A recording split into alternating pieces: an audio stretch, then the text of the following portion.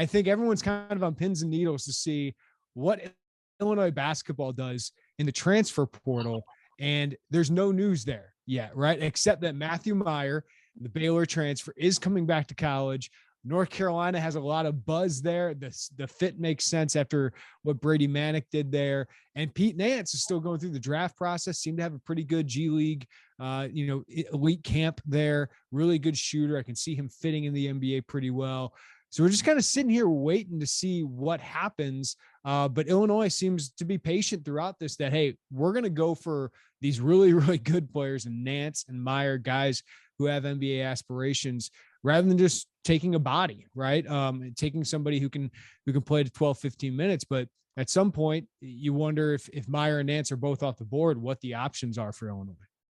Yeah, that's kind of the big gamble you have when you play chess at the adult table, right? I mean, you're trying to maintain in this upper level of college basketball, and with that requires patience, and it requires probably a plan B and a plan C.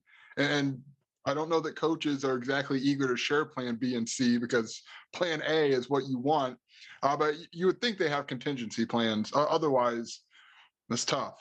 I mean, you have to. And we also have to acknowledge, Jeremy, there's going to be a wave of people here in the next week pulling out of the NBA draft. I mean, you started to see it happen now, but it's got to happen by June 1st. There's just too many humans, not enough draft picks. You're going to see a wave come out. We've heard, obviously Nance and Meyer make the sense. You would have to think they've got other pieces in play that they're ready to move on or ready to push on, try to do something, because as much as you want to put your eggs in one basket, you do have to be aware that might not fill up. Yeah, and listen, Joey, I'll say, in my opinion, I think it makes sense to go and be patient and go for these top options. I think that's where Illinois basketball is as a program. It's not about just making an NCAA tournament now. It's about winning Big Ten championships. It's about getting to the second weekend, which obviously they haven't since 2005. And these are the kind of players that can push you into that level. And let's be honest, like some of these, it'll be interesting to see if some of these NBA draft names enter the portal and then get immediate eligibility. Guys that aren't in the portal by now are supposed to sit out a year, but Brad Underwood and other coaches have questioned whether that'll be the case, or whether the NCAA will give those guys waivers, just because that June 1st deadline to get out of the draft and the May 1st deadline to get into the portal don't line up. So maybe the NCAA makes an exception for those guys, but I still think you can find a body, right? A guy who can give you 10 to 15 minutes, maybe. I thought that guy could have been Benjamin Bosmans-Verdonk. And I think his recruitment, maybe him going at a higher level and having interest from a higher level of programs, shows you what the market is like for post players and front court players. I don't think it was a particularly strong one this year when it comes to the portal and front court options, but Illinois has decided to go all out after the Nance, Meyer kind of guys. And I don't blame them for that, because those are guys that can completely change things for you.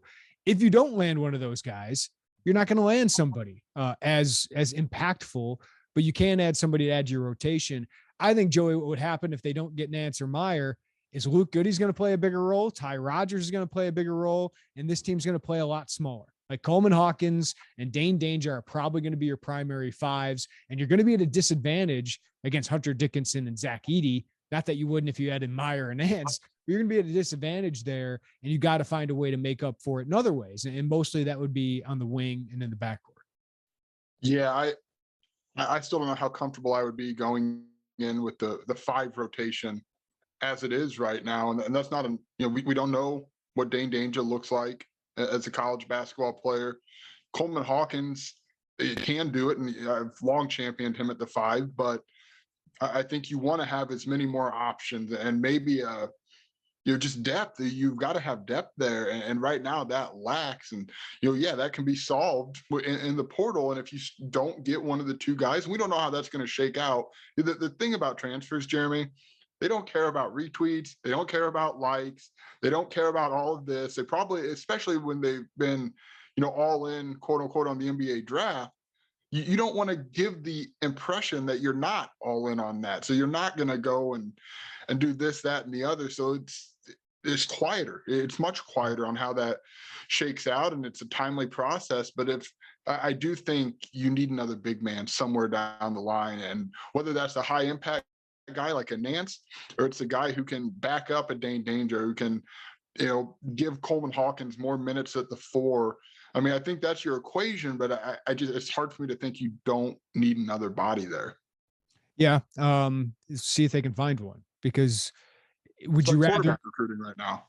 but would you rather add a 6'8" guy that can give you 15 minutes, or just a big body who you don't know if he's going to make an impact? I'd probably go with the 4 and be undersized, at the 5, and deal with that and play like Houston did, right? Like Houston found a way to Kofi Coburn got his, but to nullify everybody else. So I do think Brad Underwood's kind of playing with that is, yeah, we might not match up well individually one-on-one against Hunter Dickinson and Zach Edey, but most teams don't. But you know what? Michigan and Purdue didn't make the Final Four last year because other teams can give them matchup issues elsewhere. And I think that's kind of what Illinois is looking for. So it'll be interesting. They still got a couple scholarships left here. I would imagine they do want to fill one, Joey. But yeah, as you said, until Nance and Meyer kind of make these decisions, I don't think they're gonna be pushing for another name unless they're told they're out.